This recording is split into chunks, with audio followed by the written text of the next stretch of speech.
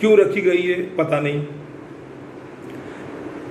लेकिन अन्ना साहब विकास महामंडल जो है उनके लिए जामीन नहीं, हमारे लिए जामीन। मतलब ये डिस्क्रिमिनेशन किस लिए है, ये विषमता किस लिए है? मेरा ये सीधा सवाल है। ये जो जामीन की जो आपने अट लगाई है, शर्तें रखी है, वो उसको खारिज किया जाए और अपने सिर्फ पेपर मत बनाओ, पेपर ऑन पेपर सब दिखाना है आपको, ये मत करो। अगर आपको सही काम करना है, संविधान के अनुसार काम करना है, एक पुण्य कर्म करना है, तो दिल से करो। सिर्फ पेपर में दिखा के नहीं चलेगा, पेपर वर्क करके नहीं चलेगा।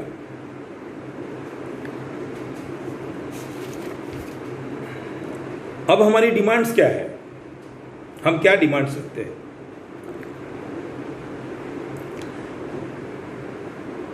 एट्रोसिटी का एफआईआर होने के बाद वो जो पैसे मिलते हैं, वो पैसे मिलने में विलंब लग जाता है, तो वो पैसे तुरंत मिले। सरकार का, शासन का ये रिस्पॉन्सिबिलिटी है कि वो पैसे जल्द से जल्द उस पीड़ित व्यक्ति को मिले, भुगतान किया जाए।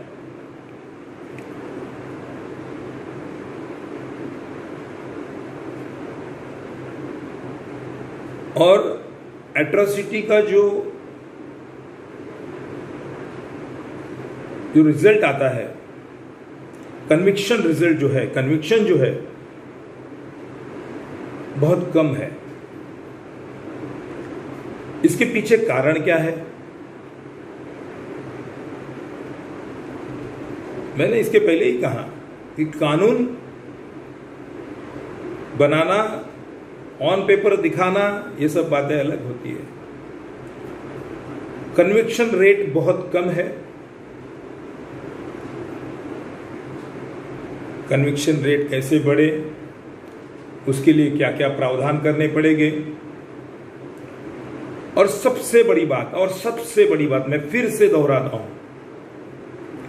सबसे बड़ी बात यह है कि हमारे भारत देश के लोगों के अंदर, दिमाग के अंदर जो गंदी सोच है, उस सोच को हटाने के लिए, उस सोच को खत्म करने के लिए हमें काम करना पड़ेगा। तो ऑन पेपर ही सब बातें होते चलेगी, होते रहेगी ऑन पेपर। इस देश को अगर संगठित रखना है, इस देश में अगर समता प्रस्थापित करनी है, तो हमें ऑन पेपर नहीं, दिल के अंदर से काम करना पड़ेगा। दिमाग के अंदर जो भूसा भरा हुआ है उसे निकालना पड़ेगा। जब जब इस देश में कोशिश हुई क्रांति की, कुछ लोग जो मनुवादी लोग हैं, जो प्रतिक्रांति करते हैं, संभाजी महाराज ने बहुत बड़ा काम किया था, समता के लिए बहुत बड़ा काम किया था। अब एक सवाल मैं पूछूंगा, संभाजी महाराज को मारा किसने? लोग कहते हैं औरंगजेब ने मारा, औरंगजेब के लोगों ने मारा। एक सीधा छोटा सवाल, अगर संभाजी महाराज का खून औरंगजेब ने किया है, तो पूना में औरंगजेब का राज आना चाहिए था। उसके बाद में वहां पे पेशवाई कैसे आई? इसका मतलब यह है कि कुछ मनुवादी लोग औरंगजेब के साथ थे, उन्होंने संभाजी महाराज को मरवाया। ये सोचने वाली बातें हैं। और इस देश के संविधान ने मुझे अधिकार दिया है, आर्टिकल 19 के अनुसार अभिव्यक्त होने का, अभिव्यक्ति स्वतंत्र का। मैं अपनी बात आपके सामने रखूं। मैं एक सवाल पूछता हूं संभाजी महाराज को अगर औरंगजेब ने मारा है तो औरंगजेब का राज पूना में आना चाहिए था, पेशवाई कैसे आई? इस सवाल का जवाब ठीक से दिया जाए या सोचा जाए। लेकिन जब जब क्रांति हुई है तब तब प्रतिक्रांति हुई है, पेशवाई भी खत्म कर दी हमारे लोगों ने। अब हवा चल रही है क्रांति की, कुछ उच्च वर्णीय लोग भी जान गए हैं, ये प्रोसेस चल रहा है, बड़ा धीमा चल रहा है, लेकिन इसे थोड़ा फास्ट होना पड़ेगा। अब जब सच्चाई लोगों के सामने आ रहे हैं तो फिर वो जो मनुवादी लोग हैं, उस विचार सरणी के लोग हैं, वो लोग फिर कोशिश कर रहे हैं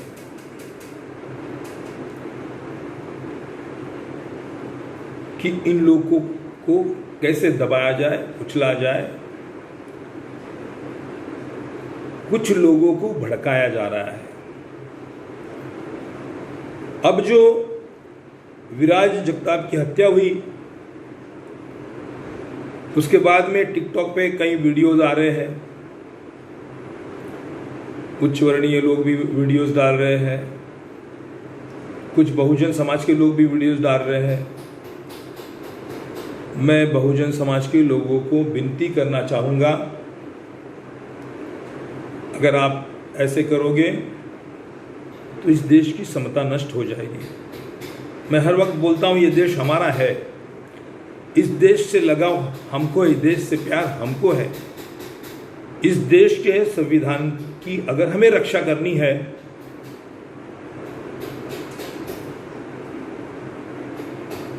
तो हमें ही लड़ना होगा, हमें ही कुछ करना पड़ेगा। गलत तरीके आप टिकटॉक बनाओगे, वीडियोस बनाओगे, फेक अकाउंट से अपलोड करोगे, मनुवादी लोग तो यशस्वी हो जाएंगे उसमें। वो दंगा कराना चाहते हैं, वो दंगा करने में कभी बीच में नहीं आएंगे। कुछ अनपेड सर्वेंट जो है, आप सोच लो मैं किसको अनपेड सर्वेंट बोलता हूं, अनपेड सर्वेंट, और हमारे बीच में दंगा फैलाना चाहते हैं। अब कहीं समता का कुछ आसार नजर आ रहा है। ये प्रोसेस बड़ी लंबी है, लेकिन एक सही रास्ते पे चल रही है।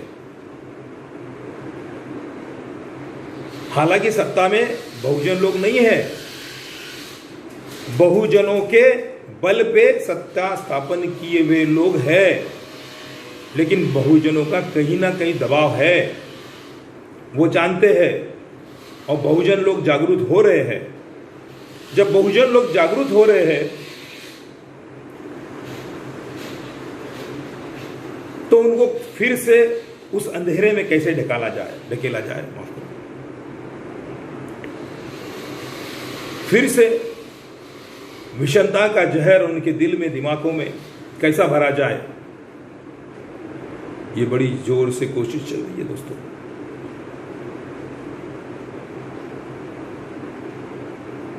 जब तक तुम आपस में लड़ोगे नहीं,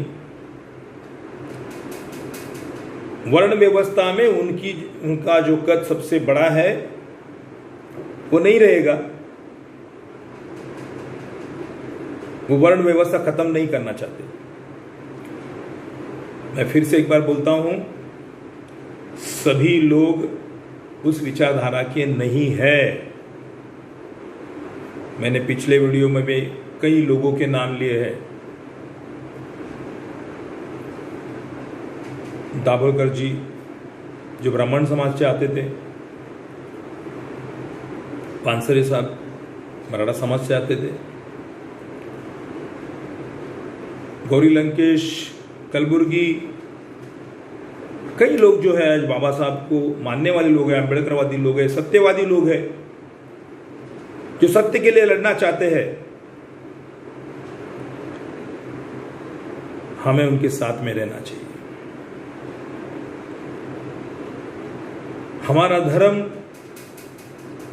हमारा धर्म ग्रंथ सिर्फ भारत का संविधान है। यह संविधान हमारे स्कूलों में पढ़ाना चाहिए, ये एक हमारी डिमांड है। और समता का महत्व क्या है?